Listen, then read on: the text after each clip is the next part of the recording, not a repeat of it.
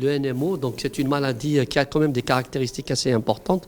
Donc à la différence de la sclérose en plaques qui touche les pays du Nord, comme je vous l'ai dit, où vous avez une prévalence importante. La NMO, on dit qu'elle est un peu plus rare chez les patients caucasiens, c'est-à-dire de race blanche, notamment les études qui ont été faites en Europe et aux États-Unis, où cette maladie touche surtout les populations d'origine noire ou d'origine hispanique.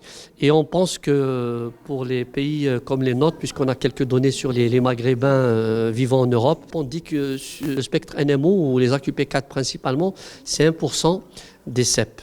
Et on pense que probablement dans les populations non caucasiennes, c'est-à-dire non blanches européennes ou américaines, on pense que cette prévalence et cette incidence doit être plus importante. Et l'exemple que je donne moi, quand je compare les chiffres que j'ai dans mon centre, dans le centre où je travaille, je veux dire à Tizi Ouzou, au CHU Ndine Mohamed, où on a quand même un bon nombre de patients SEP depuis une vingtaine d'années. Quand je le compare à un centre en France où il y a de la SEP en même nombre, on a plus d'AQP4 et de spectre NMO que ces centres-là. Donc ça justifie cette approche un peu particulière. Et pour finir, il y a eu 2 travaux de thèse qui ont déjà été présentés. L'un qui a fait une étude donc en 2014 et 2019 à Tizi Ouzou, donc où on a quand même une appréciation sur l'existence de cette maladie.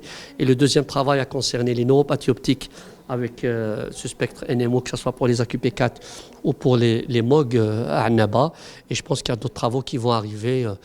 Et l'idéal pour avoir des chiffres exacts, c'est de lancer ces registres